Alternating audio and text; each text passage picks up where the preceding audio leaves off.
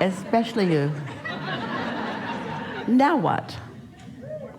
Okay, so my question is, I know what I want. I've known what I've wanted for a long time. But the question is, are you a vibrational match to what you want? Well, stop it. So what are you going to do about that? Do you know why you are not a vibrational match to what you want? Fear. Well, fear is the indicator. Fear, lack of worthiness, but I'm working on that and I've been doing much better.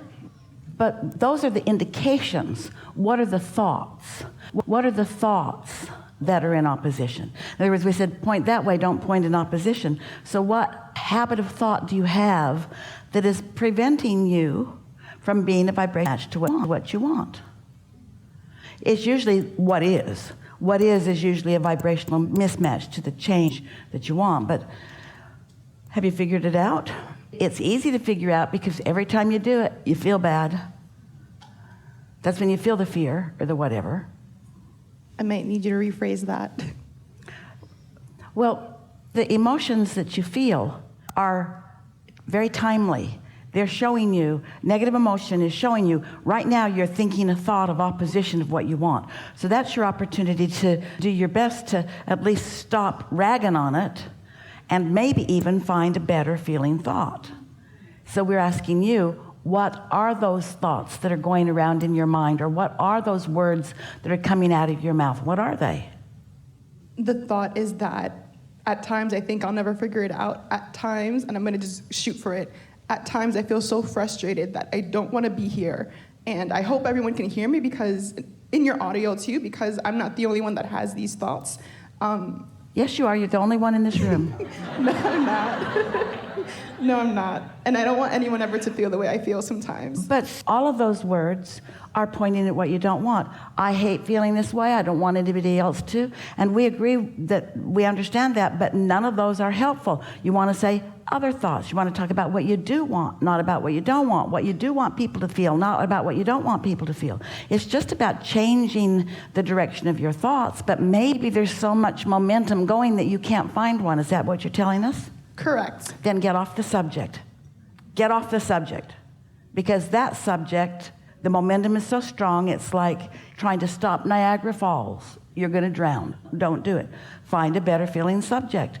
Show yourself in some other way that you can feel better. Do you feel bad 100% of the time? No. Do you occasionally feel good? Yes. What kind of subjects are you on when you feel good? I'm in nature, I'm cooking, I'm with my dogs, I'm drinking tea, I'm reading.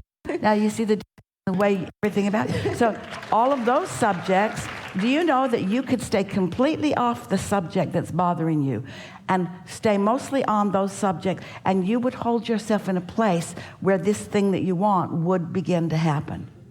You don't even have to be on the subject. You just have to not be in opposition to the subject. Do you hear that? I do want to say one more thing. It's in the middle. I do have financial concerns, and sometimes when I Did you work see how a she job, stopped us? She didn't want us to cut her off before she got to go further. I have financial concerns, and I have more I want to say about this, because I want to really get the negative momentum going in order to justify the position that I hold, because I'm not making this stuff up, Abraham, and a lot of people in this room feel exactly the same way. There are people all over this world that don't even want to live either, and off we go to the races again. We hope that was as fun for you as we meant for it to be. Habits of thought. Do you have people in your life that shut you down when you start a sentence? It seems like that. Like you've got opinions and they've got opinions, and so you just have to get it out there before they stop you from saying it. But your inner being never stops you. Your inner being doesn't make you incapable of speaking. Esther used to say, it would be so good if every time I do that, a tooth would fall out. And after a while, I'd stop doing that. Your inner being never gives you negative repercussions. You just feel the difference.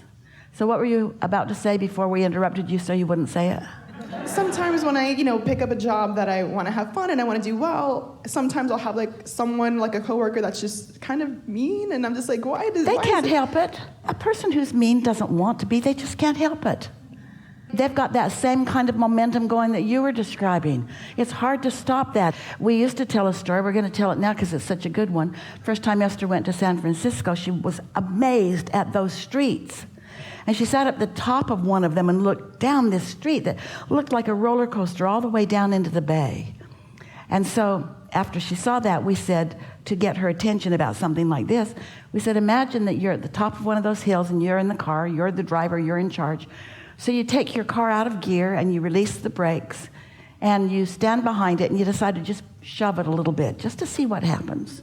It starts to move a little bit, and then you know, if you've been around at all with gravity and all that stuff, you know about momentum. You know what's going to happen. That car is going to start rolling, and it's going to pick up speed, and it's going to make its way all the way to the water below. So once it starts to move, you think, well, I really didn't want it to go that far. So you just step out in front of it, and it just bumps you a little bit, and it stops because you caught it early before the momentum got going too much. But if you wouldn't want to be down there by the water trying to keep it from going in, because it's going in and it's taking you in with it. This is just a subject of physics. It's the same sort of thing. When you get on a subject and you practice it, or that person who's being kind of mean, they don't mean to be mean. They've just been practicing it for so long. And it's hard to stop being mean when you feel mean. It's hard to stop feeling insecure when you feel insecure. But it's possible to do it. So let's play that game that we were talking about. And are you refreshed? Good. Now what? Doesn't it seem logical that it would be fewer and fewer and fewer instead of more and more and more? Complaining usually work for you? Thank you.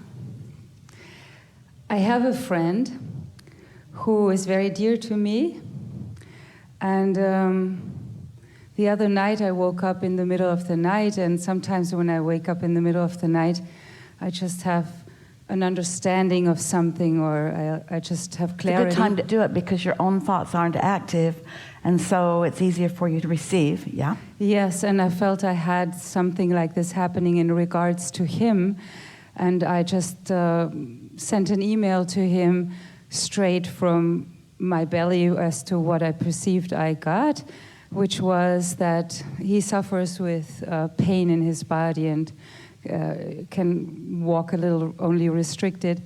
So the download was that if he would be a little bit softer with his emotions, a little bit more in touch or feeling for them, it might soften things for him. And I just offered it as such and try to be not like just because it came to me and I didn't want to stop it. And then he didn't respond for a little while, but the next day he responded, and it's just one sentence. He's a very strong person, and he just said, "I'm a busy guy. I don't have time for emotions." And I know he listens to you, and he's very spiritually interested, and he also is very, I don't know how to say this, he's tapped in his own way. I respect him very much in this regard, and we have beautiful conversations. My question is, I'm finding more and more joy and freedom through following what you're saying and practicing it, and I would love to be, and I just would love to share it with him. And I know I can't do it with words, and certainly not with arguing. And I just wanted to ask you, what could be the best way for me to be of benefit other than me being as happy as I can be? Well, me being as happy as I can be, but me being as happy as I can be while I'm still focusing upon things that I care about. Me being as happy as I can be while I focus upon things that I care about. We said it earlier, think about what you want, point toward it, and not in opposition. And even as you listen back to this recording, you'll realize that you talked both ways. You talked about what you felt, and you talked about what you want, and you talked about what he said. It isn't easy to be an observer. In fact, it seems like a trick to those of you who are wanting to be deliberate creators that your observation of the contrast is the thing that gives birth to the desire. It's also the thing that keeps the desire from coming about. So you have to figure out how to explore the contrast enough to give birth to a desire, and once the desire has been hatched, give your undivided attention toward that. It takes some habit changing, really, because most just observe and report, and you were doing a fair amount of that just now. Observing and reporting, and asking, but observing and reporting. And so if you're wanting to be of value to someone, you see, it's always win-win. You said as much just now in different words. When you hold someone as your object of attention and you feel good, you are winning because you are in alignment with who you are. And as you hold someone as your object of attention while you feel like that, you give as much benefit to them as is possible. But you got to know their inner being is already doing that. And if they're not being moved by the constant engagement with their inner being, there's not much chance that they're going to be moved by something that you say, unless you are really tuned in, tapped in, turned on. I want to be that. While you focus upon them most of the time. So then feel good about someone who has extracted from you enough desire to be a good friend and be of value, but who is stubborn enough to also be a mosquito. Yes, a sweet mosquito. But you get what we're talking about. In other words, so you're wanting to be a selective sifter. Here's something that would help you. This is always true. When you focus in a way that feels good to you, that means you're focusing upon a way that is beneficial to your point of attraction.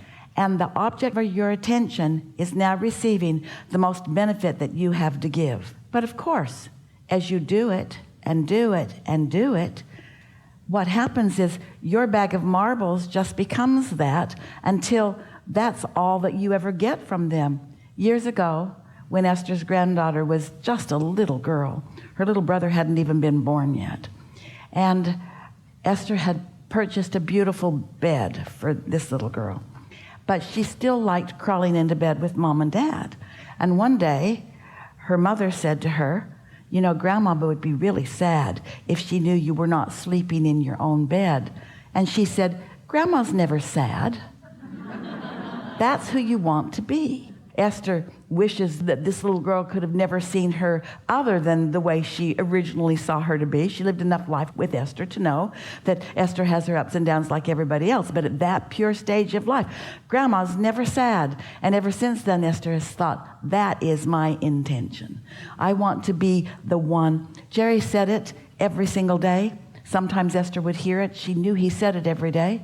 What he said was, I want to uplift those that I'm engaging with. I never want anyone to be diminished as a result of knowing me.